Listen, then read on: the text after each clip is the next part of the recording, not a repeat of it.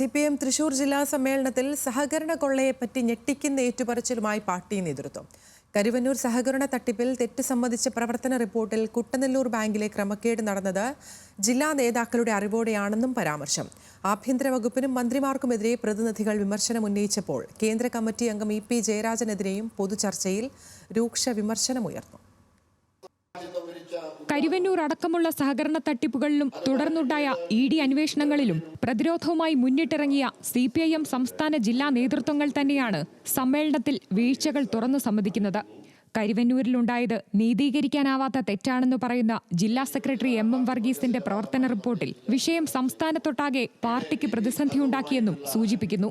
കുട്ടനെല്ലൂർ സഹകരണ ബാങ്കിൽ നടന്ന 10.5 കോടിയുടെ ക്രമക്കേടുകൾ ജില്ലാ നേതാക്കൾ അറിഞ്ഞാണെന്ന് വ്യക്തമാക്കുന്നതാണ് പ്രവർത്തന റിപ്പോർട്ട്. ഒല്ലൂർ ഏരിയ സെക്രട്ടറി ആയിരുന്ന KP പോളും ജില്ലാ കമ്മിറ്റി അംഗമായിരുന്ന വർഗീസ് കണ്ടംകുളത്തിയും ക്രമക്കേടുകൾ മറച്ചുപിടിച്ചു.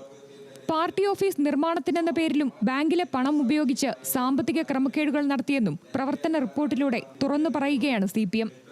പാർട്ടി നേതൃത്വം ഓരോ കാര്യങ്ങളിലും ധാർമ്മികതയും മെറിറ്റും നോക്കണമെന്ന് സംസ്ഥാന സെക്രട്ടറി MV ഗോവിന്ദന്റെ വാക്കുകൾക്കെതിരെയും സമ്മേളനത്തിൽ വിമർശനമുയർന്നു. BJP നേതാവ് പ്രകാശ് ജാവദേക്കറെ കണ്ട കേന്ദ്ര കമ്മിറ്റി അംഗം EP ജയരാജന്റെ കാര്യത്തിൽ എന്തുകൊണ്ടാണ് ഇതൊന്നും ബാധകമാകാതിരുന്നതെന്നായിരുന്നു ചോദ്യമുയർന്നത്. പൊതുചർച്ചയിലേക്ക് കടന്ന സമ്മേളനത്തിന്റെ ആദ്യ ദിവസം തന്നെ പാർട്ടി നേതൃത്വത്തിനും സർക്കാരിനുമെതിരെ നിശിതമായി വിമർശനങ്ങൾ പ്രതിനിധികൾ ഉന്നയിച്ചു. ആഭ്യന്തര വകുപ്പും പോലീസും കമ്മ്യൂണിസ്റ്റ് പാർട്ടി ഭരിക്കുമ്പോഴും മർദ്ദനോപാധിയായി തന്നെ തുടരുകയാണ്. ബ്യൂറോക്രാറ്റുകളാണ് ആഭ്യന്തര വകുപ്പിൽ ഭരണം നടത്തുന്നത്. പരാതി പറയാനെത്തുന്ന CPIM നേതാക്കൾക്ക് പോലും വിലയില്ലാത്ത സ്റ്റേഷനുകളിൽ RSSകാരെത്തിയാൽ കസേരയിട്ട് കൊടുക്കാൻ ആളുണ്ടെന്നും ഒന്നിലധികം പ്രതിനിധികൾ സമ്മേളനത്തിൽ വിമർശനം നടത്തി. നികുതി വർധനവിനെതിരെ പാർട്ടി വേദികളിൽ നിരന്തരം പരാതികൾ ഉയർന്നെങ്കിലും ധനമന്ത്രി KN ബാലഗോപാലിന് അക്കാര്യം മനസ്സിലായില്ല. പാർലമെന്റ് തെരഞ്ഞെടുപ്പിലെ തോൽവിക്ക് പിന്നാലെയാണ് നികുതിയിൽ ഇളവ് വരുത്താൻ സർക്കാർ തയ്യാറായത്. വനനിയമ ഭേദഗതി നടപ്പിലാക്കാൻ ശ്രമിച്ചത് തെറ്റായ നടപടിയാണെന്നും ഇടതുപക്ഷം ഭരിക്കുമ്പോൾ ഇത്തരം തെറ്റായ നിയമങ്ങൾ കൊണ്ടുവരാൻ ശ്രമിച്ചത് അംഗീകരിക്കാനാവില്ലെന്നും പ്രതിനിധികൾ വിമർശനമുന്നയിച്ചു.